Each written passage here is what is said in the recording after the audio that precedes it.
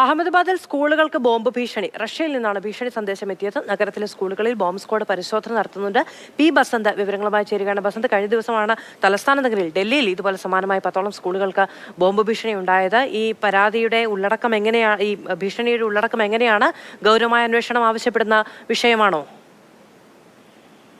ഡൽഹിക്ക് പിന്നാലെയാണ് ഇപ്പോൾ അഹമ്മദാബാദിലും സ്കൂളുകൾക്ക് ഭീഷണി സന്ദേശങ്ങൾ ലഭിച്ചിരിക്കുന്നത്.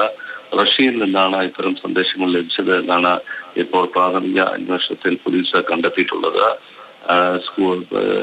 അഹമ്മദാബാദിലെ Asia school, Ananda Niketan, DPS Bhopal HPI school, സേബർ school, Cosmos Castle International, 2 Kendriya വിദ്യാലയങ്ങൾ എന്നിവയ്ക്കാണ് ഇപ്പോൾ ഈ തരത്തിൽ ഇമെയിൽ സന്ദേശങ്ങൾ ലഭിച്ചതെന്നാണ് അഹമ്മദാബാദ് പോലീസ് കമ്മീഷണർ ഇപ്പോൾ അറിയിച്ചിരിക്കുന്നത്. റഷ്യൻ സെർവറിൽ നിന്നാണ് ഇത്തരത്തിൽ സന്ദേശങ്ങൾ വന്നിരിക്കുന്നത്. അതിൽ ചില അറബിക് വാക്കുകളും അതോടൊപ്പം തന്നെ സന്ദേശവുമാണ് ഉണ്ടായിരുന്നത്.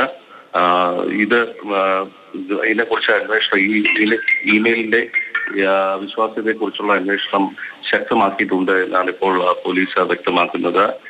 ഇമെയിൽ അയച്ചിരിക്കുന്നത് തൗഹീദ് വാരിയർ എന്ന പേരുള്ള ഒരു ആളാണ്.